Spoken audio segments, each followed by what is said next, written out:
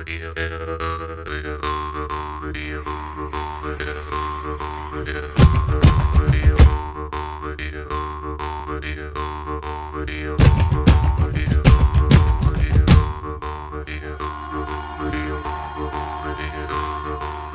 Sumer a Marte.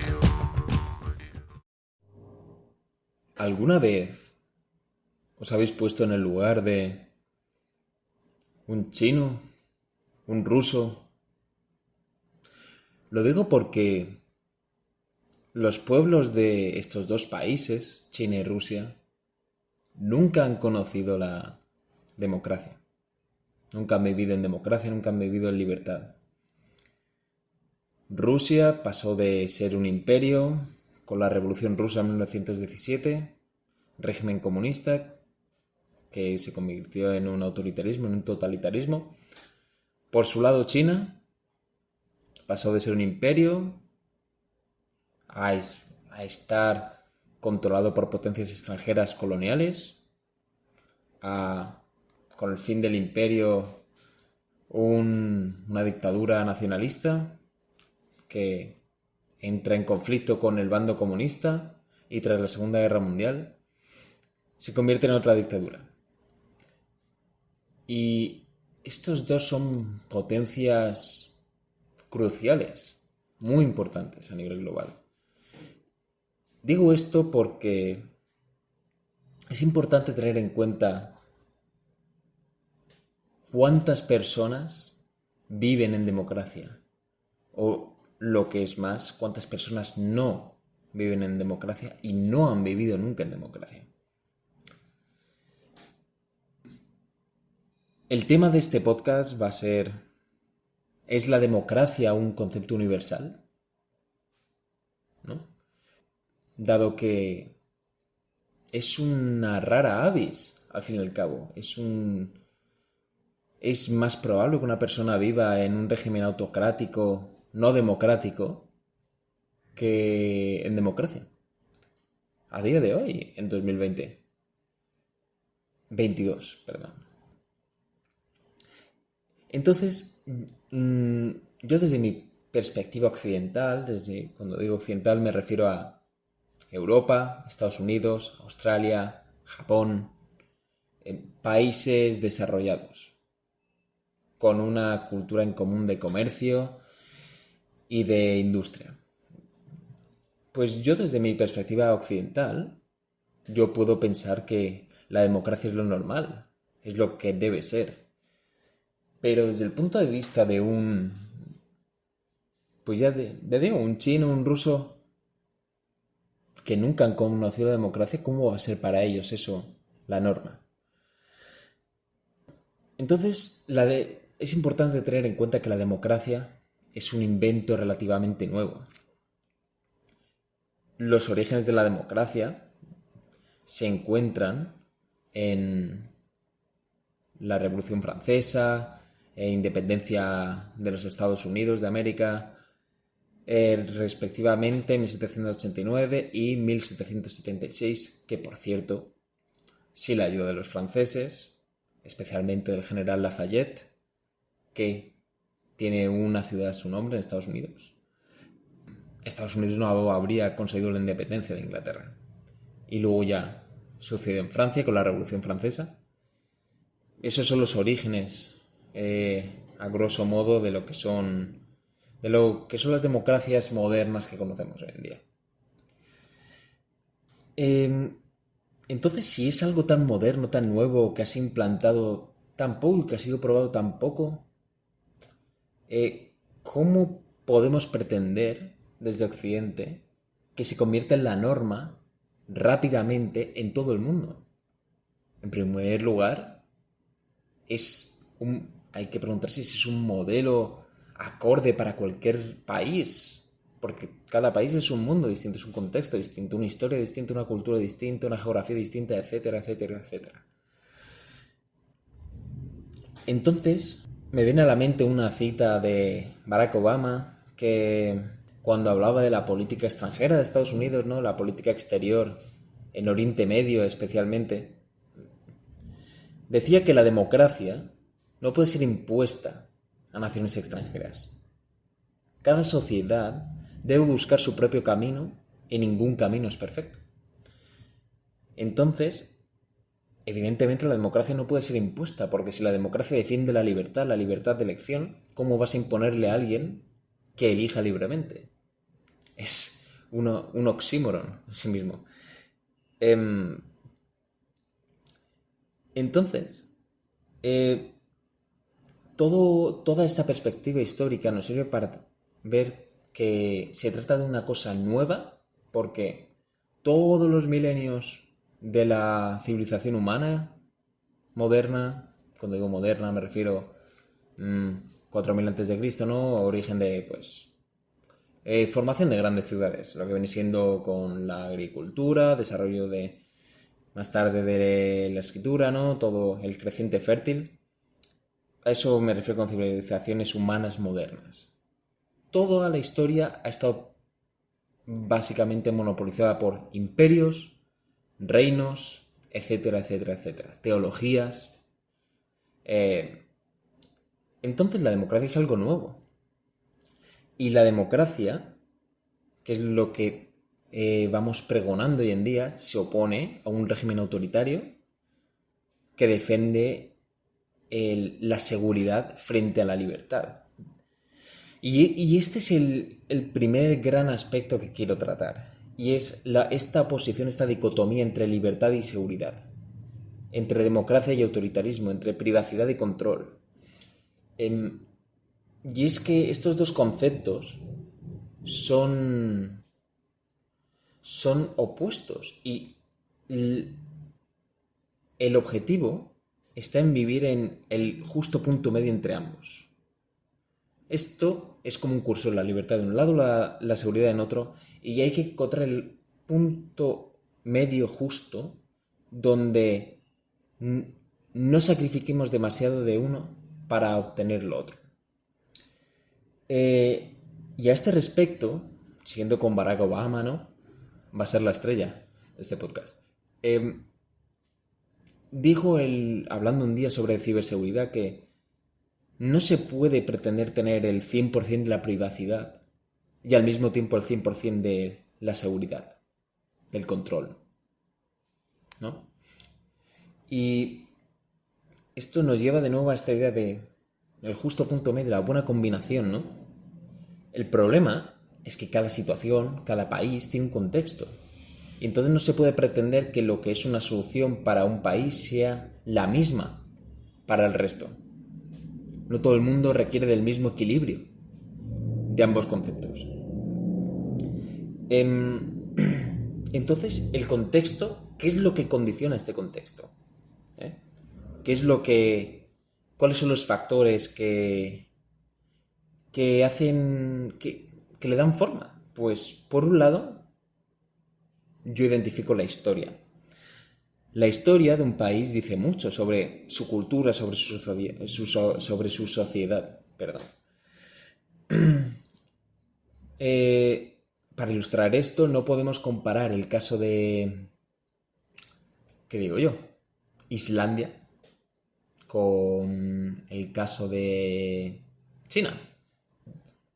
Islandia es una isla apartada, no ha sufrido invasiones, no ha tenido grandes peligros, etcétera, etcétera. China, por su parte, ha sido azotada con invasiones de pueblos de las estepas durante siglos, milenios incluso. Por eso se construyó la Gran Muralla China, ¿no? Entonces son todo cosas que condicionan el cómo se va a desarrollar nuestra sociedad, cuáles van a ser las prioridades, los miedos de una sociedad. En Islandia, la prioridad será entonces la libertad. Sin embargo, en China será la seguridad. Y esta dicotomía se ve muy clara cuando comparamos las democracias o los regímenes asiáticos con los occidentales, los europeos especialmente. En Europa la prioridad es la libertad, porque a pesar de haber tenido muchas guerras, han sido guerras al fin y al cabo entre hermanos, porque al fin y al cabo los europeos siempre ha habido tanta mezcla que han formado un mismo grupo cultural, ¿vale? Que no genético, digo cultural. Sin embargo, en China, en Asia, la prioridad se pone sobre la seguridad. Y es tan correcto un punto de vista como el otro. No se puede juzgar a alguien en función de los dogmas en los que basa su razonamiento. Es un dogma. Entonces, un dogma no está ni bien ni mal. Es simplemente una forma de ver las cosas, un punto de vista, un prisma a través del cual entender el mundo. Por eso encontramos en Asia democracias, pero que son poco libres comparado con las democracias que tenemos en Europa. Un ejemplo sería Corea. Corea del Sur. Que no del norte, hablo de Corea del Sur. Vale, pues Corea del Sur, si tomamos el ranking de Freedom House Index, que mide la libertad en el mundo para con fines de diferenciar entre democracias y no democracias y regímenes no democráticos, Corea del Sur está en el puesto 60. Estados Unidos, hablo del informe de 2022, Estados Unidos está en el puesto 62. ¿Vale? Esto es muy, muy interesante. ¿Por qué digo esto? Porque tenemos una idea preconcebida de lo que ha de ser una democracia, ¿no? El objetivo sería ser como Finlandia, Noruega, donde la libertad es 100%. De hecho, en este ranking están en los primeros puestos. Y sin embargo, si nos vamos más para abajo, vemos que si Estados Unidos está en el puesto 62, Corea del Sur en el puesto 59, tenemos países como Dominica, Chile, en los puestos 29 y 20 respectivamente. Tenemos un país como Uruguay en el puesto 8. ¿Vale? Y es muy curioso ver estas cosas. Muy curioso. Porque te cambia un poco la percepción y uno puede decir, pues, ¿cómo han medido eso? Pues luego explicaré un poco la metodología por encima, aunque bueno, lo puedo hacer ahora. Simplemente se identifican unos factores de derechos políticos, libertades civiles, y se hacen unas preguntas. Hay una lista de a lo mejor 300 preguntas y en función de si respondes sí o no, o en qué gradiente, ¿no? En una escala de 0 a 10. Por ejemplo, ¿hasta qué punto las elecciones son libres? ¿Hasta qué punto se ve uno influenciado a la hora de votar? ¿Hasta qué punto tiene uno privacidad a la hora de votar? Todas esas preguntas suman y hacer un cómputo para sacar pues el índice de elecciones libres, ¿no?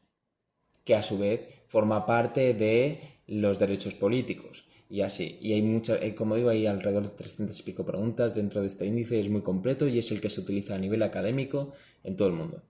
Si os interesa, Freedom House Index, y os aparece ahí un informe anual.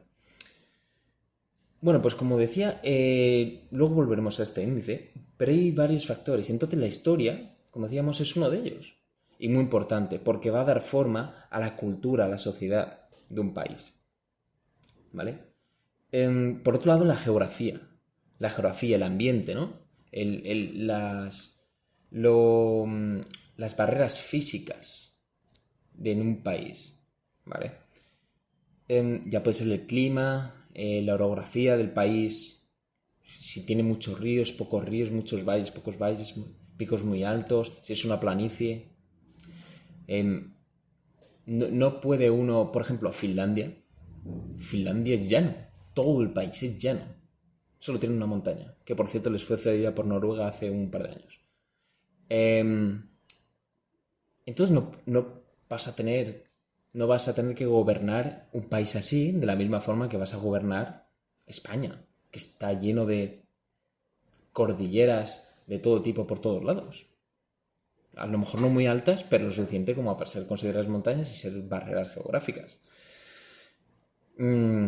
porque las personas van a estar conectadas de la misma forma, hay zonas que van a estar más aisladas, lo cual vas a tener que aumentar el control en un país así, por el riesgo de falta de conexión con el resto y que se formen revoluciones, etcétera. No tienes los mismos riesgos según la orografía del país. El clima es lo mismo.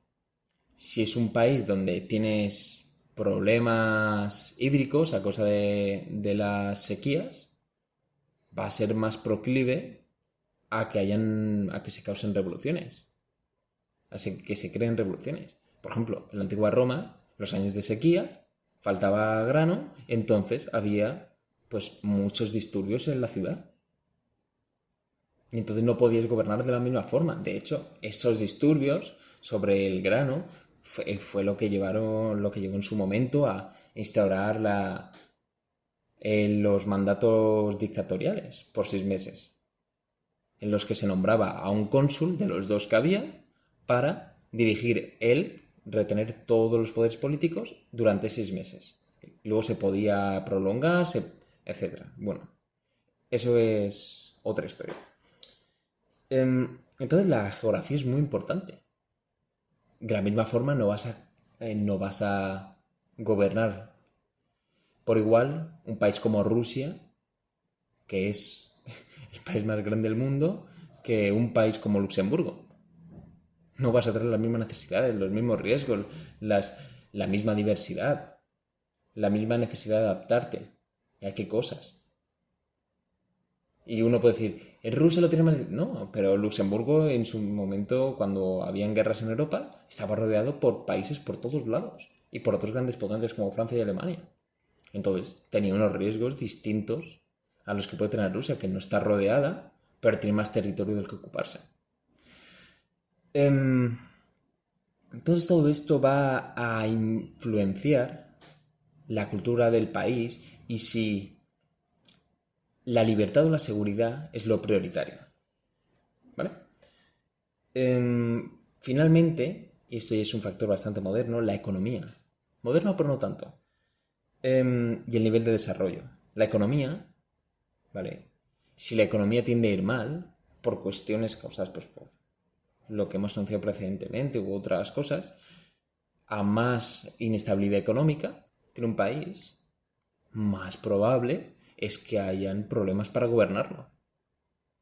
Y eso basta con remontarse a la historia de cualquier país que haya existido. El nivel de desarrollo. Una población educada no te va a dar los mismos problemas que una población analfabeta. No va a ser lo mismo. Es importante quién vota y cómo vota y qué es lo que le motiva a la hora de votar. No vas a poder manipular tan fácilmente, por otro lado, a una población formada, ¿vale? Pero vas a ser más proclive a que hayan revoluciones. Entonces, todo esto se va sumando, ¿no? A esta dicotomía entre libertad y seguridad. Y una forma de ilustrarlo, que a lo mejor alguno todavía no sabe a qué me refiero, podemos tomar los casos de México y de Japón. En México, para cruzar la calle, te juegas la vida. En algunos lados no hay pasos de peatones. Si hay semáforos, los coches muchas veces no se paran. Entonces es un riesgo cruzar la calle, pero tienes la libertad de cruzarla cuando tú quieres, donde tú quieres y como tú quieres. Sin embargo, en Japón, tú solo puedes cruzar por los pasos peatonales. Y los coches se paran como tienen que pararse. Nadie se salta nada. Sin embargo, y esto es una historia personal, yo estando en Japón, un día, una avenida gigante, no viene un coche en ninguna de las dos direcciones a 1 kilómetro a la redonda, literalmente a 1 kilómetro a la redonda. Estaba en rojo, todo el mundo esperando, pero yo llevaba prisa, crucé, y en lo que crucé me vino un policía corriendo a decirme que no podía cruzar y que a la próxima me podía caer una multa. Entonces tengo la seguridad de que cuando quiera cruzar voy a poder hacerlo sin temer por mi seguridad física, ¿no? Pero no voy a poder hacerlo cuando yo quiera, como yo quiera y donde yo quiera.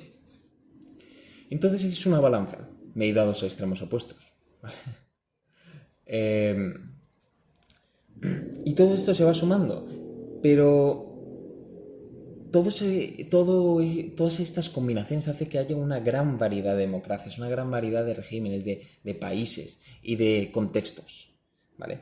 En el caso de las democracias, podemos clasificarlas de muchas formas distintas. Por el tipo de mandato, por el tipo de sistema político, parlamentario, presidencial, por el tipo de elección, por el tipo de libertades, derechos que se otorgan. En algunos lugares el voto es un derecho, en otros lugares el voto es un deber cívico. En Bélgica, si no votas, te cae una multa. Y no es pequeña. Entonces, para ello, primero vamos a definir qué es una democracia, porque cada cual lo va a definir como quiere. Y como lo entiende. Como él percibe las cosas. Porque, de nuevo, es una cuestión dogmática. La cuestión de a través de qué prisma quieres verlo. Y para definir la democracia es algo dificultoso porque es un concepto poco claro, bastante peculiar. Y es un concepto que ha cambiado y evolucionado mucho con el paso del tiempo, mucho. No van a haber los mismos estándares democráticos hoy en día que hace 200 años. Hace 200 años, la Comuna de París la reprimieron, una insurgencia, ¿no? Civil, la reprimieron en la Tercera República Francesa, totalmente democrática, en principio, pero totalmente democrática. Fue el ejército y arrambló con todo. Murió mucha gente, quemaron edificios. Fue un desastre a nivel humano. Eso hoy en día sería impensable. Sin embargo, hoy en día, cuando hay una manifestación y un policía da un porrazo, ya se ha roto el Estado de Derecho, ya estamos en un régimen autocrático, es como vivir en la Rusia de Stalin, etc. Ya sabemos todas estas analogías que se hacen hoy en día. Bueno, pues yo voy a proponer ahora una serie de definiciones, ¿no? De distintas personas notables o notorias, según el punto de vista, sobre la democracia. Por su parte, Lincoln, él dio como dos grandes citas para definir la democracia. La primera, no seré esclavo ni señor. Esto es la democracia para mí. Entonces, para él la democracia reside en el hecho de que todos somos iguales, en la igualdad, ¿no? Es lo que se puede sacar de esta definición. Por otro lado, dijo, la democracia es el poder del pueblo, por el pueblo y para el pueblo. Entonces, si todos somos iguales, todos somos el pueblo. Y el poder del pueblo, es decir, que el poder emana, proviene del pueblo, lo da el pueblo, lo otorga el pueblo. Por el pueblo, a través del voto, lo ejerce a través del voto el pueblo, y para el pueblo, para su propio beneficio. Entonces, es una forma de autogobernarse. Esto obviamente son definiciones idealistas, muchas de estas. Por otro lado, la dictadura de la mayoría. Esta no se le atribuye a nadie en concreto, pero es muy conocida. Para mucha gente, la democracia es la dictadura de la mayoría, porque es quien sale electo, quien consigue el gobierno, es una mayoría, pero el resto de minorías o la minoría no se ve representada por quien ha sido elegido. Entonces es una dictadura porque imponen a través de el voto común, general, su punto de vista y sus ideas. Más, para Winston Churchill, la democracia es la forma de gobierno más imperfecta, excepto por todas las demás. Y si no se tiene nada mejor, es la menos mala de ellas. Obviamente es imperfecta, sí. ¿Pero qué proposición tienes para mejorarla? Ah, no sé. Bueno, pues cállate. Eso es lo que quería decir. A continuación, George Bernard Shaw, ¿vale? Otro político, este menos conocido, académico también en parte. Para él, la democracia es el proceso que garantiza que no seamos gobernados mejor de lo que merecemos. ¿Esto qué significa? Que si los votantes son mediocres, van a elegir a gobernantes mediocres. Sin embargo, si tenemos una población bien formada, bien educada, con valores, votaremos por gobernantes con valores y dignos. Es la misma lógica de que uno recolta lo que siembra. Entonces, yo voy a dar ahora unos conceptos básicos de lo que tienen en común todas las democracias, que es, en primer lugar, en mayor o menor medida, pero tiene que haber una separación de poderes. En política hay 3 poderes, o 2 según la escuela, pero por lo general se reconocen 3. Ejecutivo, legislativo, jurídico o judicial. ¿Vale? Tiene que haber una separación de estos 3. El ejecutivo, quien aplica las leyes. El legislativo, quien hace y crea las leyes y las vota.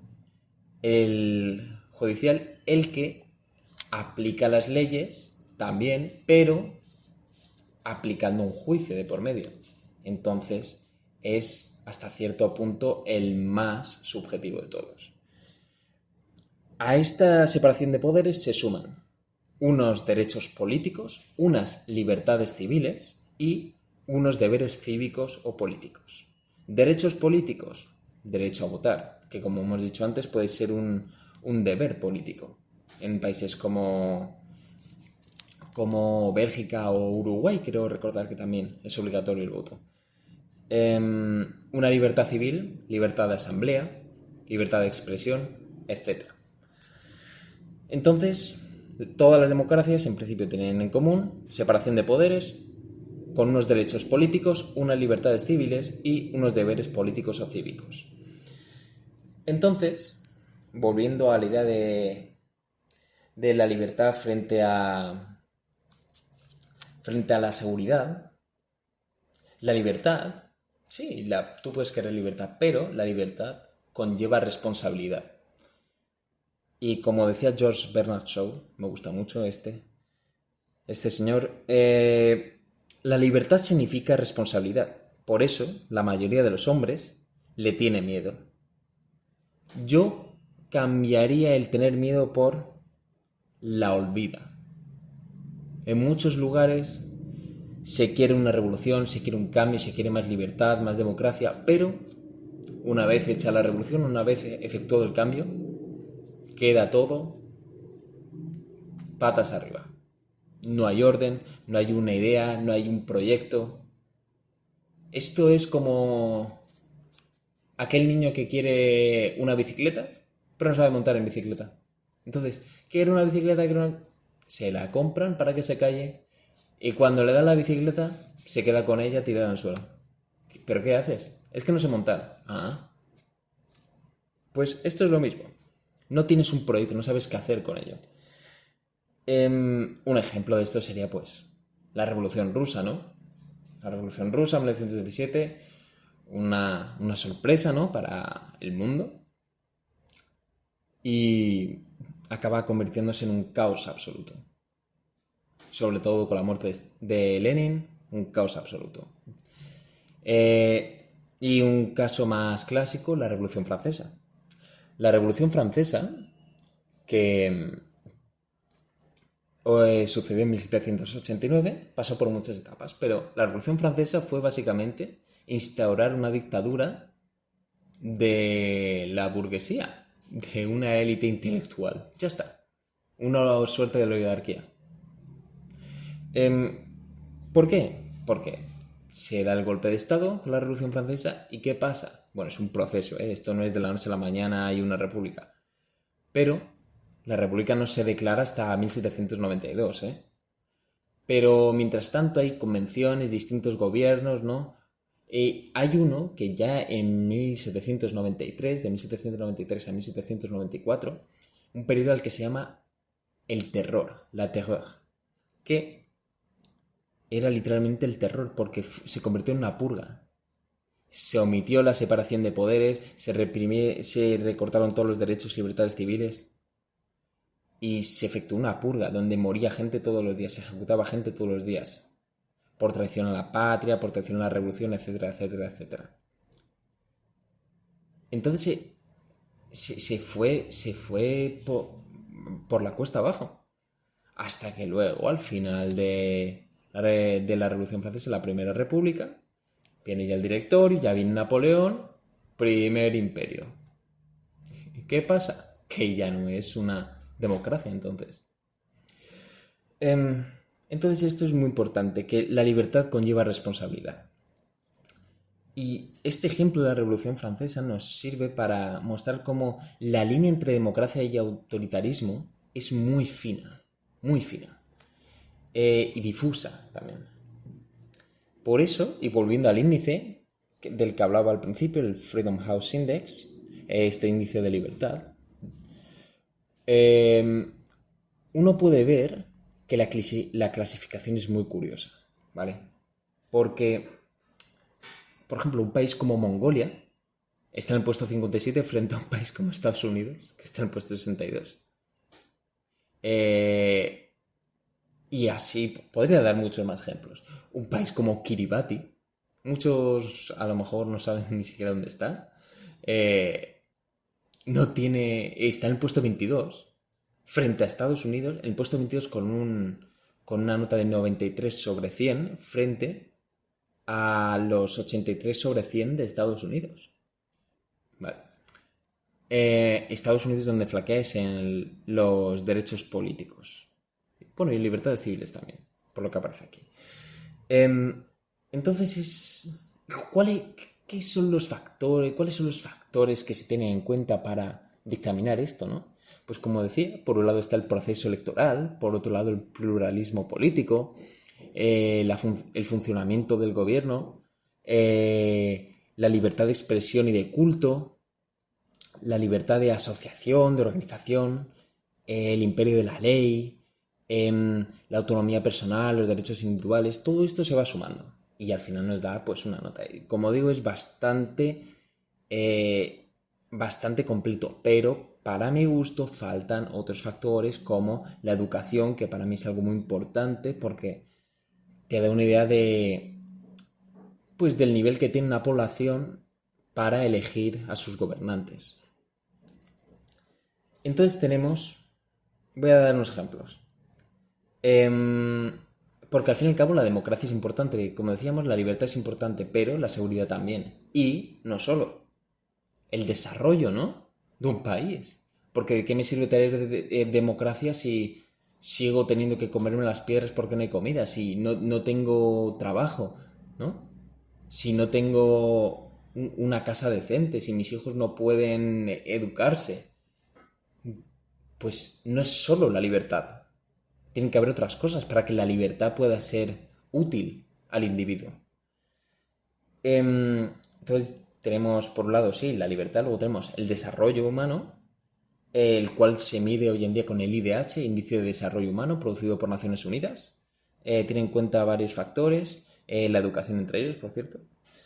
Y finalmente, se me ha ocurrido pensar en la felicidad, ¿no? Porque ¿de qué te sirve tener desarrollo si no tienes felicidad? Se me ocurren casos como Japón. En Japón hay gente que no es feliz. No es feliz. Trabajan 60 horas a la semana, no ven a su familia, se despiertan a las 6, se acaban de trabajar a las 12 a medianoche. Es una vida de mierda, literalmente. Entonces la felicidad también es un factor a tener en cuenta. Entonces, y la seguridad, como decíamos, ¿no? Pues si están matando a gente por la calle, por muy feliz que yo sea, pues eso le resta mi felicidad y a mi bienestar y pues a la situación del individuo como ser humano. Para este último factor, para la seguridad, se me ha ocurrido tomar como referencia pues el índice de homicidios voluntarios por cada 100.000 habitantes, ¿vale?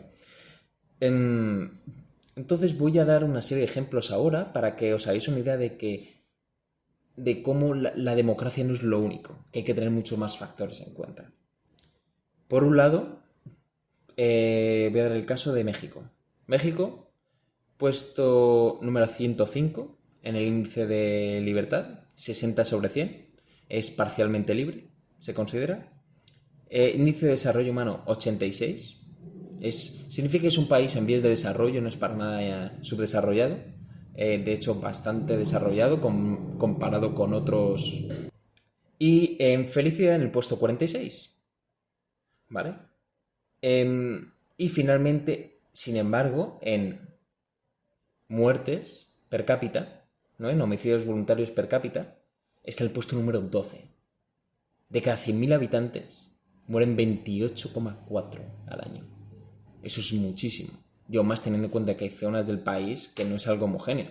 Hay zonas del país donde muere mucha más gente que en otra.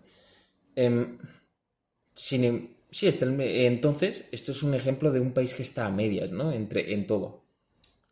Sin embargo, luego voy a tomar el caso de Cuba. Cuba, libertad, puesto 184, 12 de 100. Todos sabemos, Cuba, ¿no? Una dictadura. Índice de desarrollo humano, puesto 83, superior al de México. ¿Vale? En felicidad no hay datos. Y en muertes per cápita, número 72, pero el puesto no importante, frente a los 28 por cada 100.000 habitantes de México, 5. ¿Vale? Tenemos entonces un perfil totalmente distinto. Me voy a ir a otro eje. Voy a seguir haciendo de abogado del diablo. Argelia, puesto 151, 32 de 100, ¿vale? En libertad. En desarrollo humano, puesto 91, ¿vale? Muy a la par con México y Cuba. En felicidad, puesto 96. Y luego, en muertes per cápita, 1,3 por cada 100.000 habitantes. Esto que indica que hay un mayor control, hay más seguridad, pero hay más seguridad porque hay más control, hay más represión. Entonces, estoy mostrando ejemplos un tanto controversos, ¿no? Por ejemplo, voy a irme a Israel. Israel, en principio un país normal, puesto 78, ¿vale? En libertad, 76 sobre 100. Índice de desarrollo humano, puesto 22. Totalmente top. Felicidad, puesto número 9. Muertes per cápita, 1,5 por cada 100.000 habitantes. Entonces, Israel es un ejemplo de una democracia que se considera libre, el país, ¿vale? Pero es bastante restrictivo comparado con democracias como pueden ser de los países nórdicos o una democracia cualquiera, ¿no? En Europa occidental. Porque Polonia y Hungría ya sabemos cómo se desgastan. Entonces, Israel es una democracia poco libre, pero es una democracia. Y la gente está feliz. Y tiene un buen desarrollo. No sé si es un buen equilibrio para ellos o les decimos que no, que tienen que darles más derechos. ¿No? Tiene su contexto. El contexto de Israel es muy peculiar, entonces tiene que tener un gobierno muy peculiar y muy especial, muy ajustado a sus necesidades. Se me ocurre otro caso. Bueno, luego hay casos más extremos, ¿no? Como el caso de Dominica, ¿no? Un país diminuto. Todos los países pequeños suele polarizarse mucho. O Singapur. Por ejemplo, Singapur, número 127, 47 sobre 100 en libertades. Singapur, que se pone como ejemplo de muchas cosas, ¿no? De comercio y demás. Índice de desarrollo humano, 12. Puesto número 12. Eso es por encima de la inmensa mayoría de países europeos y occidentales. Felicidad, puesto 27. Muertes, puesto 189. 0,2 personas por cada 100.000 habitantes mueren al año. Tenemos un país muy seguro, pero muy restrictivo. ¿Qué pasa? En Singapur es tan restrictivo que si te pillan con un porro de marihuana, te mandan a la cárcel. Y si quieren, con la ley en la mano, según la ley, te pueden condenar a muerte. Ya no hablemos si te pillan traficando. Te condenan a muerte. Entonces tenemos todas estas distintas variedades, tipos de democracia. Entonces hay... lo que quería mostrar con esto es que la libertad no lo es todo, para todo el mundo. ¿Vale? Hay personas para quienes la libertad no lo es todo. A veces hay otras prioridades en función del contexto. ¿Vale? A veces se requiere seguridad. Por ejemplo, el caso de México que decíamos, 28,4 personas para cada 100.000 habitantes muere al año. Eso significa que lo más probable es que alguien que conozcas muera. Y eso es una situación a la que no estamos para nada acostumbrados en Occidente. Para nada. En Estados Unidos a lo mejor, porque están medio locos. Con todo el respeto, pero están medio locos. Pero me voy... España, Francia, esos países tienen... España tiene 0,6 muertes por cada 100.000 habitantes. Frente a las 28,4 de México. En España no podemos ni hacernos la idea de lo que es vivir en México en cuanto a seguridad. Los riesgos de seguridad que tenemos. Entonces, de nuevo, para cerrar esto, la libertad no lo es todo para todo el mundo. Y ya para ir cerrando todo este tema,